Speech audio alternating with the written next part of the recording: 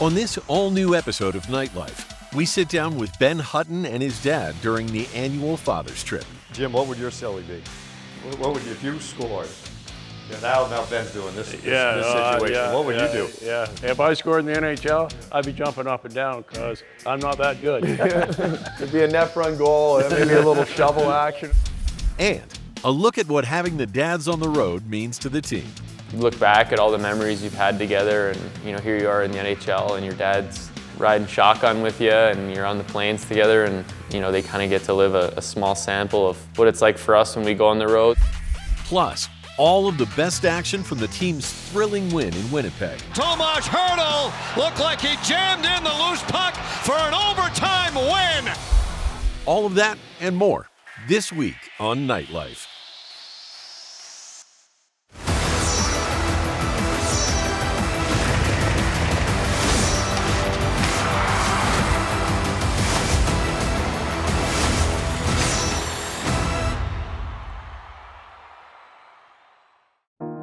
Welcome into this all-new episode of Nightlife.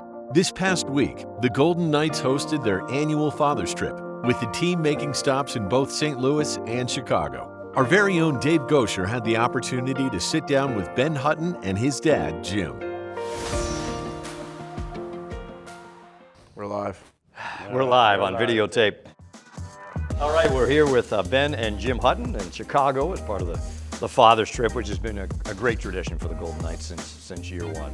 All right, guys, I'm going to start out here. When I say the Kempville 73s, what do you think about?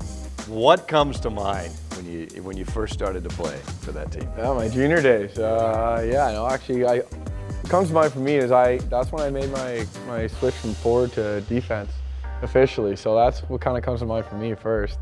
But I don't know about you. What do you think? Yeah. The Kempville 73s. That was great. Yeah, that was a good little operation there.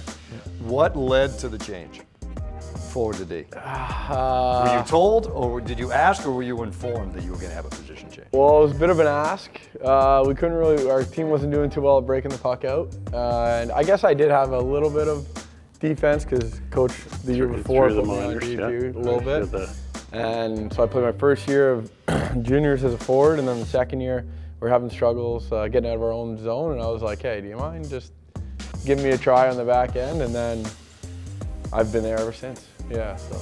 Did you go to all those games, Jim? I mean, were you one of those dads that was yes, pretty regular? It was just It was just half hour down the road, and no, it was a good ride. But one of the stories, though, for the 73s, they did have some defensive breakdown, some struggles getting the puck out of their own zone. But one of the car rides home, the conversation went, Dad, what do you do on a 5-on-1? And I said, son, that'll never happen again in your whole hockey career, but just go right after the puck there. Okay? So, good advice. So 3 games later, believe it or not, they got cotton line chairs, a 5-on-1. He went after the puck carrier, got the puck, and set it up. The 4-on-1 go the other way. So it worked out that time. But it's going to be a lonely feeling back there when you're the one. Yeah, it was, Well, it just like at that time, the defense was a little bit. But it worked out. Jim, how does it work? So now all these years down the road, Ben's been a pro now for over a decade. I'm always interested in that father-son dynamic of, I've heard some sons don't really want to talk hockey with their dads. Some do a lot. How is the dynamic with you guys in terms of after a game or talking to each other? Not a lot now, but at first in Vancouver, I'm on the East Coast here. So the game's over now. He's on his way home. It's 2 o'clock in the morning, and I got to get up and go to work the next morning, and the phone rings. Dad, what do you think? Well, son, that could have been, I said, yeah. So we have a little discussion about the game at that point. But that was the rookie season. And after that, it's pretty much, I mean, there's things that are going to happen out there. That's the way it rolls. But do you seek his input? Kind of regularly. Yeah, I mean, like him and Mom, like we text a lot about the games. I mean, they're on the East Coast. A lot of times after the game, they're sleeping. You know, I'll call them every once in a while and talk about hockey, but we mostly just talk about like family stuff and you know how they're doing back home and you know how Grandma and Grandpa and all that stuff are doing. It's we talk a little hockey when it's needed, but mostly we just talk family stuff. So how does one end up at the University of Maine? Well, we went on a bunch of visits. We did. Together and obviously solo by myself, and Maine felt most like home. I mean, I went to a couple other schools on visits, and the two schools I came down to was Notre Dame and Maine. And Maine was more just like my style and where I came from, and once you see a game at the Alphon, it's it's hard not to want to be part of it. Yeah. So yeah, that's what it came down to. So you're 3 years there. 3 years, yeah. What was your big takeaway from your time in college and to be in Orono for those 3 years? Yeah, I mean, I had a blast there. I mean, I still keep in touch with all my classmates there, and yeah, I mean, we could go on from there for a little while. Maine was a good time. But no, yeah, just the hockey and like the hockey culture there. Like everyone just like loves hockey, and like you're showing up to the rink, you're showing up 3 hours before, and all the students are lined up like all the way, and they're just like high five, and you're like, go get them tonight. Like, you know, you're playing your rival team. They might have a few choice words for you, you know, like stuff like that. It's just fun. It was fun.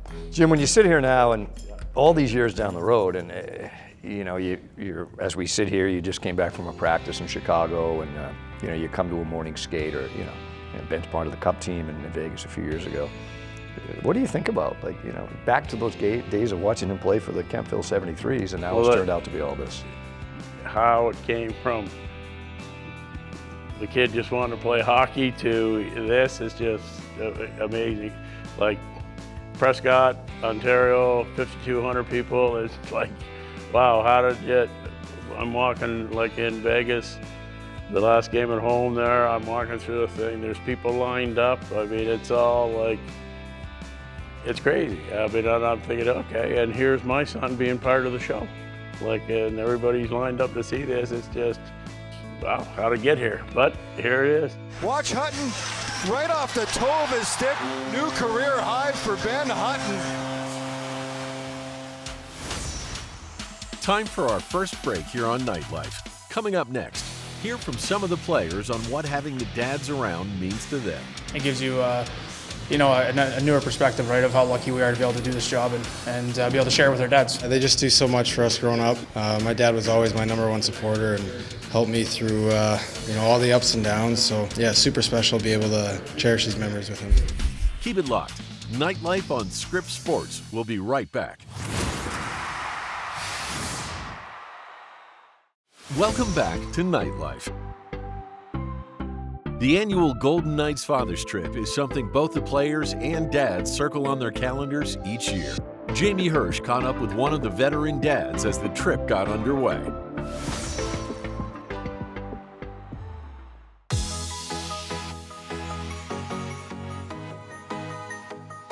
Well, the Dads Trip is officially underway here in St. Louis. We've got 21 Vegas Golden Knights dads on this trip, including Bob Eichel, Jack Eichel's dad. And you were telling me you've done this a time or two before. What's your favorite part of these dads trips?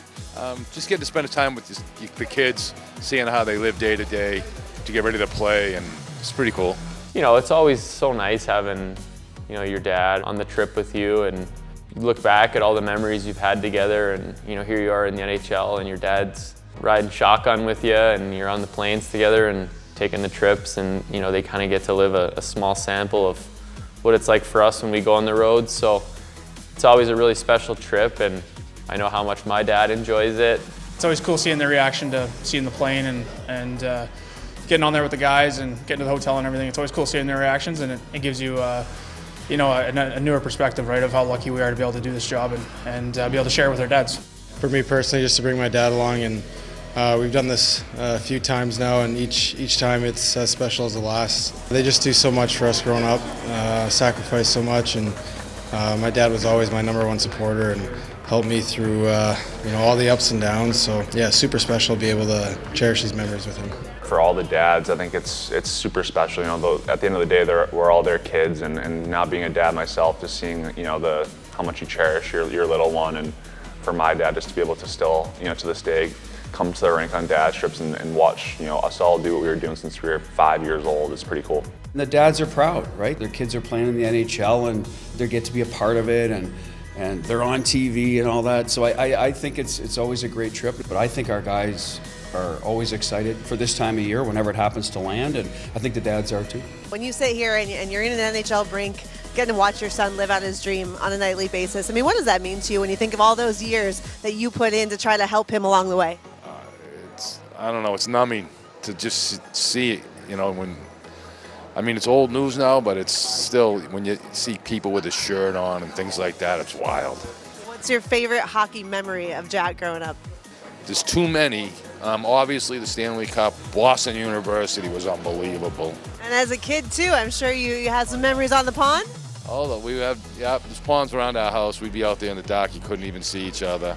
I used to sneak them out of school to play stick practice with me and my friends. We had a lot of fun. I lost my dad at a young age, so they didn't do those trips back then, but I think it would have been super cool to spend some time, especially as you leave home. You don't see your parents as much. A lot of these guys are dads themselves, so to be able to spend time with their dad, maybe catch up a little bit away from your own, you know, your kids and your wife and your mom and that, it can be a good thing, I think. To be able to have this one-on-one time together, and you know, I remember so many times when I was younger, we'd always make trips together to go watch my brother play hockey, and you know, it kind of takes me back to when I was a kid. So a lot of drives in the car together, and yeah, just creating a lot of memories, and that's kind of what I think about when I think about hockey memories with him.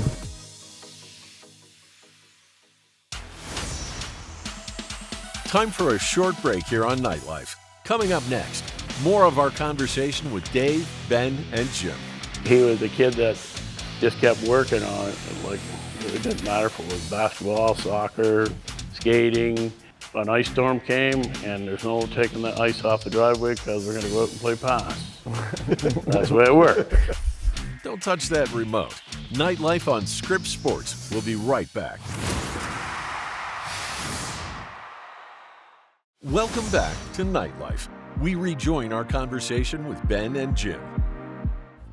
When did you start to think he might have a chance? You know, everyone, especially in Ontario, all the kids go up playing hockey, right? But then there is a point where it's obvious some players are, you know, a cut above, and maybe they could do it for a profession. Do you remember when that kind of clicked in? Well, so you start off in minor hockey, and it's like, okay, yeah, you're okay. I mean, it's going well for you. And I mean, obviously, you're working harder, but he was a kid that just kept working on it. Like, it didn't matter if it was basketball, soccer, skating. He just kept working on that. He just wanted to get better and better, and just enjoyed it. Like, an ice storm came, and there's no taking the ice off the driveway because we're going to go out and play pass. That's the way it worked. That's it. No. So, like, I knew, geez, don't put any salt down because you're going to, want to play pass. But when it comes, like, you're a big fish in a small pond, let's say, in the Prescott area, Brockville, somewhat, when you're playing those leagues. Then you get in the Ottawa League, and there's guys that are pretty good in that Ottawa League. And then when you went to Toronto, that's the hockey hotbed of Ontario, and if you can compete there, we may have 4 or 5 guys on the team that can compete there. They're 15 deep, and he was hanging in with those guys. So that's kind of when I thought, hey, you know, he's okay with these guys. Same thing for you, Ben, when you got to Toronto, and did you think, I might have a chance? Yeah, I mean, I never like Dad said, like I never like thought of, like, you know, like obviously you thought, you know, every time you're on the ice, it's Game 7, Stanley Cup Finals, goal. But, like, you know, when I was growing up, it was always just like, you know, play, try and win the game, play, try and win the game. And then, you know, as the years went on, and then we got into junior hockey, and then, you know, some colleges were calling, and then there was a couple NHL scouts and stuff like that, and then it was like, holy like this could be real, like, you know what I mean? Like, so yeah, growing up, I always wanted to be an NHL player, but I never was like, you know, I'm way better than everyone else now, and like I'm gonna be an NHL player. It was like just kind of let it keep rolling, and then finally you get drafted, and it's like, all right, like this is real. It's cool. How much does the family help you now? But hey, look, it can be a grind, right? To be in the NHL, and there's ups, there's downs. How much do you lean on your dad and others when those? Yeah, definitely. I mean, like it hasn't always been, just sunshines and rainbows all the way through my NHL career. There's been some ups and downs, and definitely I've leaned on the big man there, and my mom, and even my sister, and like everyone, just to talk, and like sometimes get away from the game. And just talk about what the dogs are doing, talk about whatever, you know what I mean? And just like how whatever life is back home and stuff like that. And they're just trying to keep me level-headed and make sure that I'm not, going stir crazy and stuff like that. So yeah, I definitely lean on the family a lot. How has fatherhood changed you? That's been a game changer too. It's fresh. She's just 3 months now, and yeah, no, it's awesome. Like I almost brought a tear to my eye. We were going to the rink this morning, and my wife sent me her passport came in. So she just like smallest little head, like just the big eyes, and her passport came in, and it's a game changer, and it's awesome so far. Jim, how about you? Seems like you've done a pretty good job raising a son. Have you talked about, have you offered fatherly advice once Honey showed up on the scene? So I told him, I said, did you get a chance yet to just like hold that baby in your hands and look and say, wow, we made this. Yeah. And we have. And it's pretty amazing when, anybody that has children know what I'm talking about here. So it's a pretty amazing thing. So, and that's the way I feel. And I asked if he had done the same. He goes, oh, yeah. So. It's amazing it comes full circle, right? Played on 5 teams in the NHL. Mm-hmm. The uniqueness of Vegas, can you kind of expand on that and what that's been like? You're in your 5th year here now. Yeah, I mean, it's been great. Yeah, how would you describe it to be on the Golden Knights and play in that atmosphere? Yeah, it's a step above everywhere else. Like, it's a Tuesday night, and it's the building's rocking, and the fans are going bananas, and it's the biggest show on the strip, you know what I mean? Like, and that's, yeah, and then the organization is first class. I mean, the living is amazing. The practice facility, everything's from just first class, and the way they treat our family when they come in, and like everything, it's just a step up. They know what they're doing, put it that way. They know what they're doing. Time for our last break here on Nightlife.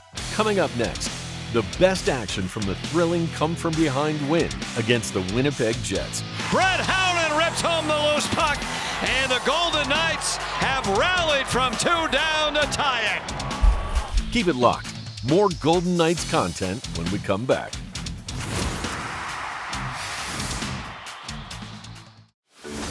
Welcome back to Nightlife. Ben Hutton's offensive contributions have been a nice surprise this season, as he's already eclipsed his career high in goals. Let's return to our conversation with Ben and Jim. You've scored in bunches here, most you've ever scored in a season, and you've got the celly now, the honey pot. Yeah, the honey pot. How did this come about? Was it spur of the moment? Yeah, it was kind of a combo, so for Halloween I showed up as a chef too. So there's that, and then I had the little honey pot going. So the boys started calling me Chef Huddy, and I think it was Coley, Keegan Coulthard, he was the first one that said it. He's like, come on, Chef, let's start cooking. And then I scored, and then I got the honey pot going for my daughter, and yeah, it's just kind of been a combo, and now and then I've been scoring a few extra ones, so it's been sticking around, so it's been good, it's been fun. Jim, what would your celly be? What would you, if you scored? Yeah, now Ben's doing this situation. What would you do? Yeah, that's a good question. If I scored in the NHL, I'd be jumping up and down because I'm not that good. It'd be a net front goal, maybe a little shovel action or something like that. Wouldn't be pretty, but it doesn't have to be. Pretty, it's effective, though. It'd be in there, yeah. Well, guys, Thanks for this very much. It's always great to catch up with you, and these dad's trips have been just awesome over the years, so thank you very much. Yeah, thank you. Thanks for having us. Thank you. Thanks for having us. Good job, Dad. Yeah, that worked. Nice. That was great. That was Well, not the results we had hoped for in St. Louis and Chicago. But the VGK would look to finish the road trip strong with a matchup against the Winnipeg Jets.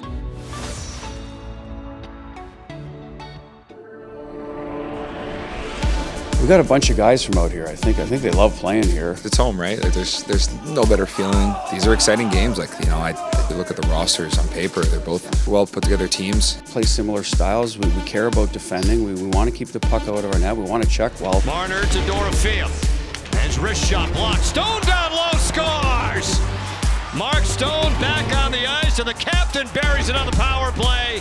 Into the corner, it's Hurdle. Out high, Hannafin a drive, save, Hellebuck. Rebound, score! Brett Howden rips home the loose puck, and the Golden Knights have rallied from 2 down to tie it. Now Hutton throws it towards the net, puck, loose puck, score! Riley Smith, right place, right time, and we're tied again.